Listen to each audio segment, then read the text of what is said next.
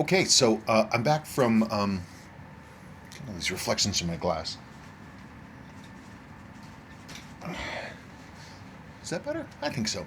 Okay, it is the day after Labor Day, and my in-laws are here visiting, and so we actually went up into Rocky Mountain National Park, and we can show you a picture of what we were doing up there.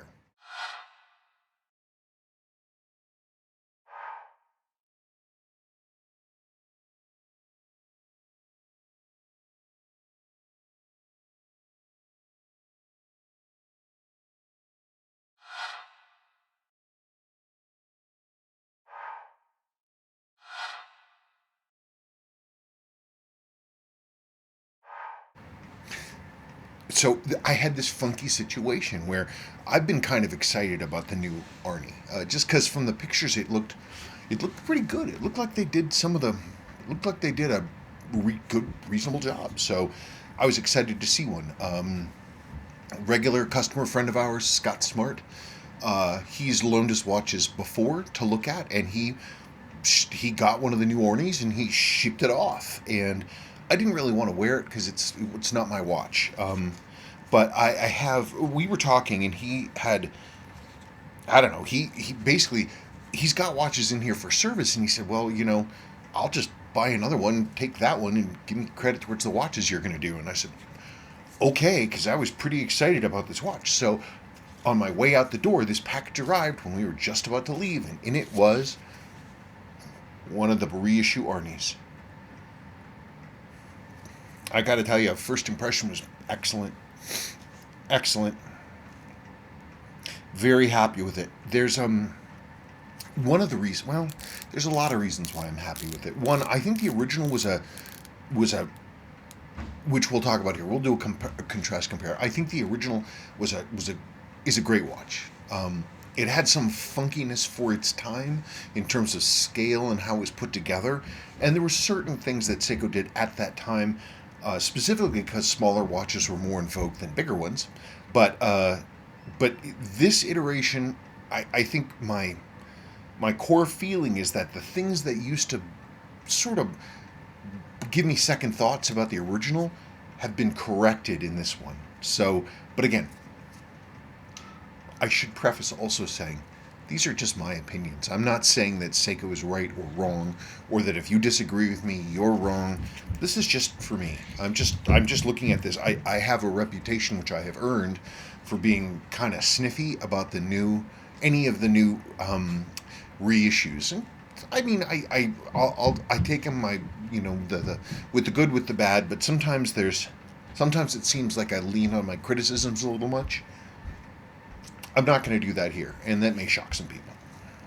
So anyway, let's take a break, and I'm going to set up behind me for us to be able to look at this closely and compare one to the other and really look at what we got. Okay? Okay. Okay, so I want to step back a little bit. Let's talk about, well, how can I do this? You know what? Screw it.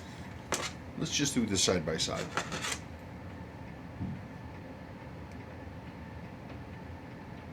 There they are.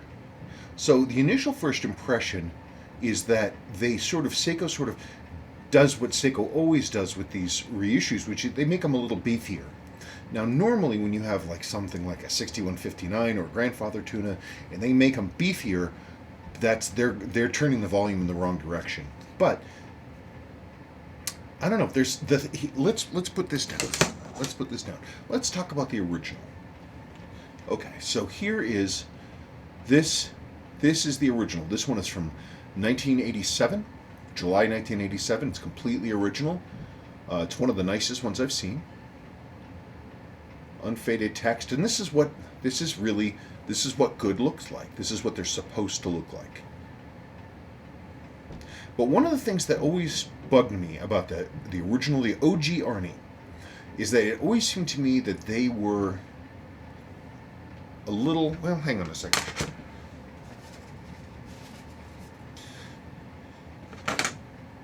The elements for the OG Arnie.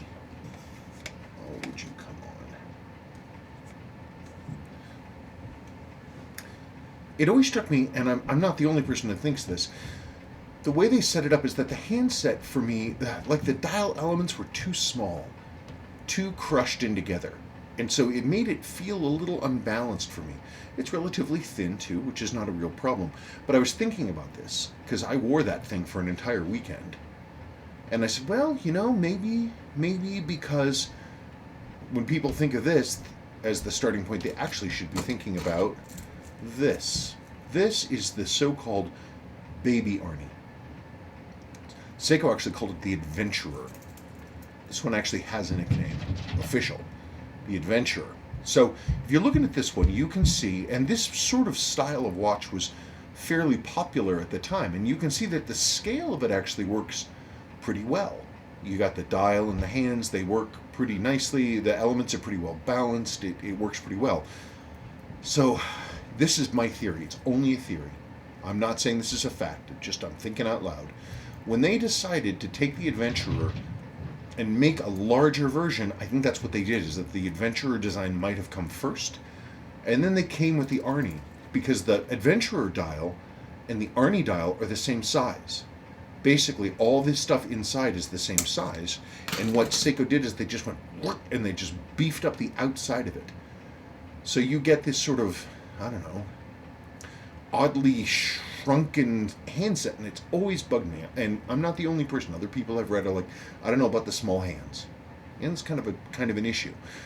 I also, looking at it, it's a lovely watch. It is a lovely watch, and it has some sort of, it's very recognizable right off the bat. You've got this big crown here, and then these little buttons here. So Seiko, decided when they revisited this, somebody came up with an idea, and they did what they always do, and they beefed it up. But in this particular case, what they beefed up were things that should have been beefed up.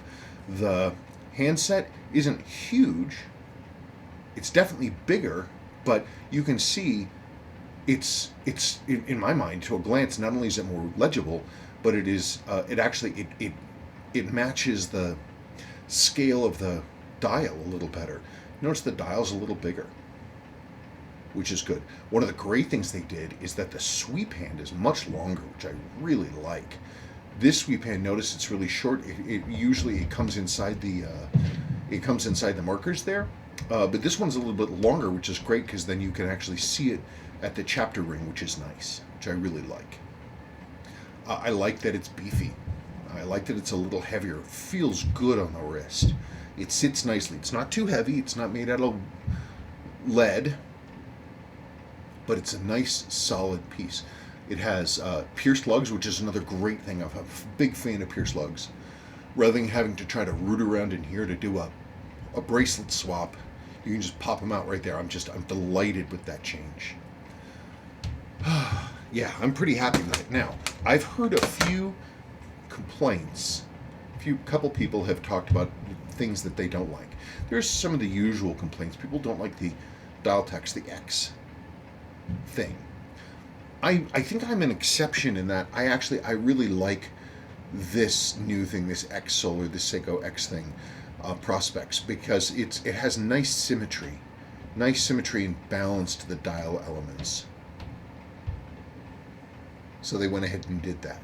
And I think that looks really good. I think that they got a bunch of stuff right. Like I was looking at it. If you look at it carefully, look at the surface of the handset. On a lot of the reissues, the handsets are kind of blobby on the top. I'm trying to think about how I can do this. This handset is satin finished, which is magnificent. A lot of these reissues, they would come out with them, and the pictures looked like they would have a satin handset, but then they didn't. Like with the SRPs, when they came out, it looked like the artist mock-up said it looked like it was going to be satin, but they weren't. These are satin, hour and minute hands, and they look great. The lume on the SRPs is also, it's kind of shiny, which is really sort of distracting and odd, whereas this is matte. It's not that screen printed, it doesn't have that screen printed look, but I think that was accidental anyway. These, though, it's got nice sort of mounded lume, and it glows, but it's not like nuclear paint your retinas in the back of your eyeballs glow. It's a solid glow. It's legible all night long. but it's not crazy screaming bright. I think they really balanced out. They corrected some things that Seiko should have done differently with this one. Now, one of the things that people seem to be sort of iffy about are the buttons. And so when this showed up, when it got shipped here, they were down like this, and so you could see this big crown section here. That's another nice thing, by the way. Instead of having to sort of hope that you can get a button to press in and get a little light bulb to glow on one side. Which one is it? Come on. Gosh, I have to check my light block on this one. I can't even tell if that's on. And that was always the case because they were weak and just this little bubble on one side. But this has the Indiglo style technology, extremely legible. And so you've got all the different modes for looking at that. And what it really charms me because they really went to town and they made sure that this one has the same functions and the same style and everything as this.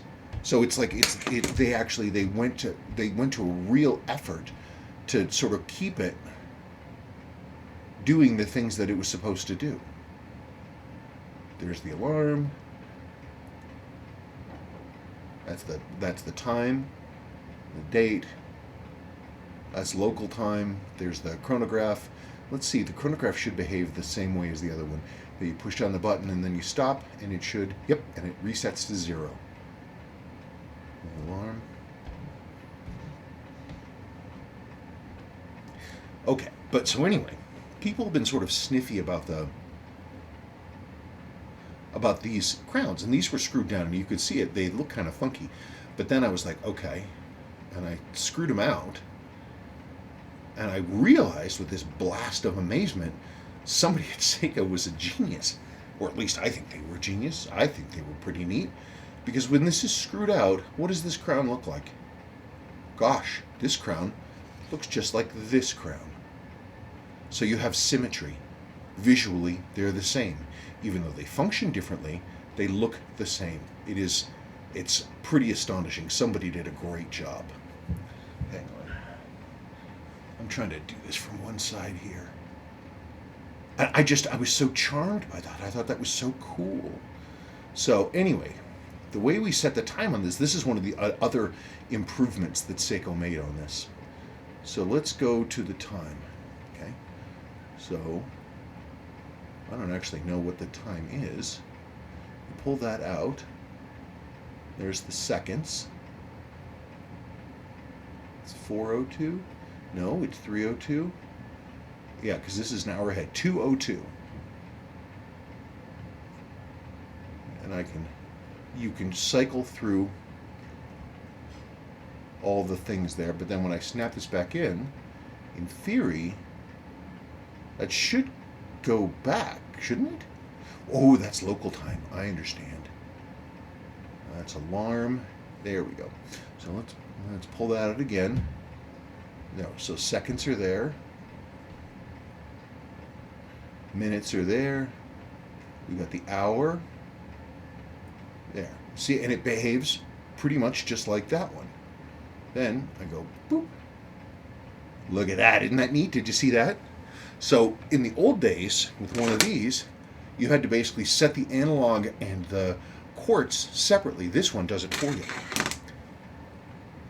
It's also this one, it's neat, they don't even advertise this.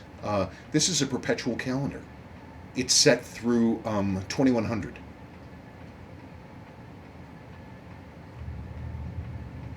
Any case, so I was just charmed by it. Like I said, the things that bugged me about the original, the hands being slightly too small, the dial being slightly too crunched, the hard to read bulb, all of those got fixed. I love this symmetry. 1, 2, 3, and then 1, 2, 3 screws, and the screws themselves are Allen wrench style, 6 sides. 2 times 3 is 6, and I don't know. I just like that crap. It syncs automatically. It's pretty neat. There was something I saw in the manual that I thought was pretty funky. Look at the manual here. It starts out in Japanese. The English section is the afterthought. There, I had this on here for some reason. Oh, there were a couple things that were funky. Okay, so I remember with that. Anyway, but I was looking at this, and it says to make sure when you are setting the time, to make sure you get to the second is to call the time phone number, like time temp. And I'm like, wow, they're not acknowledging the internet, so you're supposed to do the old school thing and call time temp to get the exact date. One person said when I was talking on Instagram about the fact that I had this watch, they said mine has the dreaded misaligned chapter ring. And I'm like, misaligned chapter ring. Okay, and I looked at mine, this one here, hang on, and we can in fact see there is in fact a little misalignment here. Not here, not here, but right there. And I'm like, God, it's a completely new watch. Why would they still be having that problem? And then, so I was looking through the manual here, and I was looking at a picture of it, the design of it, and we can see that in this picture, it should be perfectly aligned. According to this, that's aligned. But it's not aligned in the original. So even Seiko expected that that would be aligned. Why this isn't aligned, I don't know. I don't know if it's a printing issue. I don't know if they're using the same stupid system with the SKXs and SRPs where the chapter ring is located with a little plastic bit on the bottom. Maybe. So that's a little disappointing, but I mean, it is. The rest of it is fine. Bezel action is clean. It's very clicky and it feels a little loose. I mean, it doesn't rattle at all. It's unidirectional, of course, but it's. I wish it was a little more silky, but I'm not going to complain too much about it. It rotates easily, which is good. It doesn't rattle, which is good. It's a good, legible watch. It's definitely, I have to say, it sort of fulfills the promise of what the Arnie was in its day for the modern day. Let's see the thicknesses on this thing. Let's compare these side to side. Yeah, you can definitely see it's beefier there. One thing about this Arnie is it will slip underneath a cuff far more easily. I think the only real question mark I'm going to have about this watch is going to be longevity. Citizen, their solar technology, their solar cells are supposed to be 80% effective after 20 years. Seiko, their Eco Drive equivalent stuff, these solar drives, I don't know how long they last. I mean, I had somebody recently with a not very old solar LCD want to sell it to me because it wouldn't hold a charge for more than a day.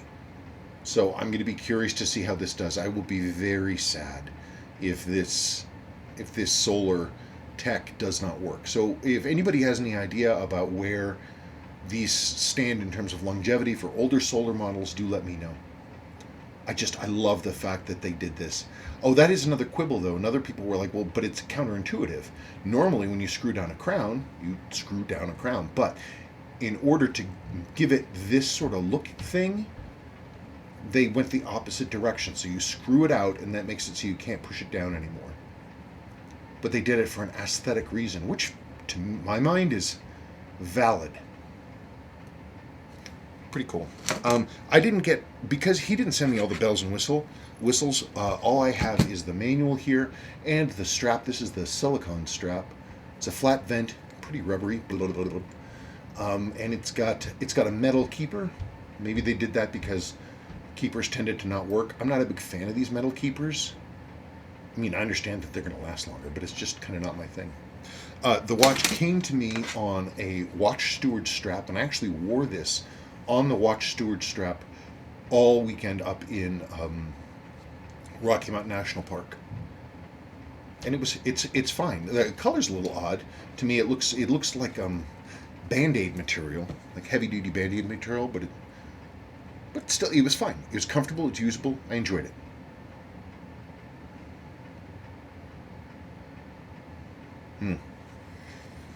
So anyway, to recap, my theory is that the issues that I had with the original Arnie stem from the fact that it was a scaled up dive watch added on to the scale of the Adventurer, which made the dial elements and hands too small, and that when Seiko went back to the drawing board and recreated them, they corrected that issue. It's just visually, I just think it's a great watch.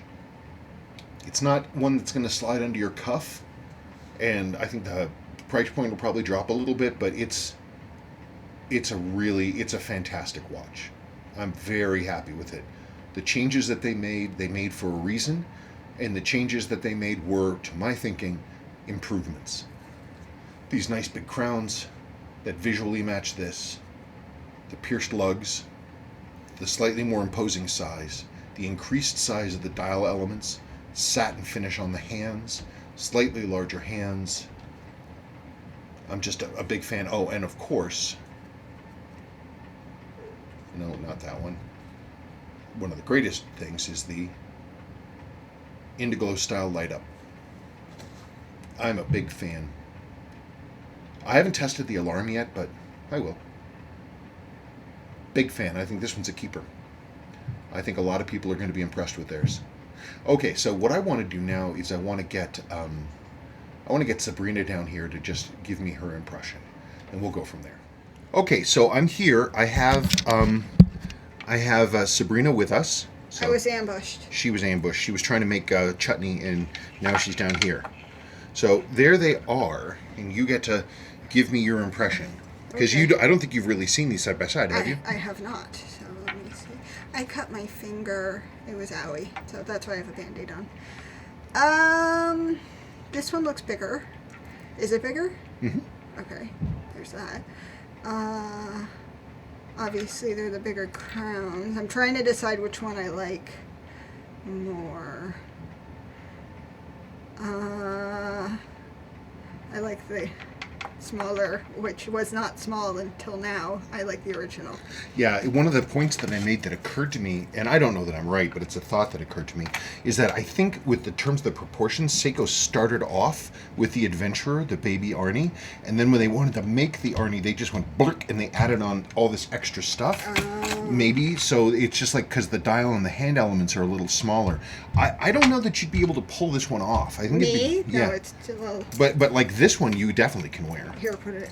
How do I work this thing? Oh, I just like, I don't know. Who knows? Who cares? Ouch, be careful with my Band-Aid. Oops, sorry about your Band-Aid. Hang on, sorry. I'm just going to loop this in here. Nope. I wish that we were doing this under the camera. What? Oh, why? Because it's ridiculous. Well, I don't know. We can try. I don't know. It's just flopping around. No, it's like as big as my wrist. Yeah, it's like just now. So before, you could get away with wearing this one. I mean, that's not a problem. Yeah, I mean, it's big, but you can still see some of my wrist, I guess. Yeah, that's the thing, is that this is like kind of like a, because this, I mean, H stands for hybrid, right? So there it is, H. This means also that you have hybrid uses. You could actually wear this with something with a cuff. This one you couldn't. So then, I don't know, what score do you give it as in terms of a recreation? Like compared to the other Seiko Yeah. Oh, goodness, it gets like... Well, I don't like being perfect on things. I'm not big on it. So I'll say a 9. Really? Oh, I don't believe that for a second. I don't believe it for a second. Come on. Fine. I was being nice. Well, because the thing is, it's a modern recreation of the original. It's not going to be exact. So I would say 7.5. For me, I mean, of the point that I was making, that for me personally, the changes that they made from the original to this one, all the changes were made for a reason. But it turned into a much more of a sort of a big manly watch from this one, which is relatively small and gray It seal. used to be a big manly watch. Now it's a small watch. Yeah, but that was considered a normal size watch when this one came out, and people today would think that was tiny. It is tiny, but like because of the size of my wrist and I'm female, I thought that one was huge. I mean, I guess the thing is, though, just talking about newer watches, I mean, because in terms of size, this seems pretty reasonable size versus the SUN019, which is just this behemoth of a watch. And it's Sebastian's watch. It is Sebastian watch. We took this camping with us because I didn't this was going to be my only watch when we were camping, and then this one came into the right when the day we were leaving. It came in the mail. So this one I would actually charge up the thing for Sebastian was used to having a nightlight, and he would go to sleep with this watch. This was his lovey. But I think the size on this one, for me, is perfect. I have yet to try it on a rubber strap, but I think it's pretty cool. Yes, it is. All right, that's pretty much about it, I guess. Yeah, I don't have anything else to add. I don't either. Okay. Okay, thanks, folks. Bye. Bye.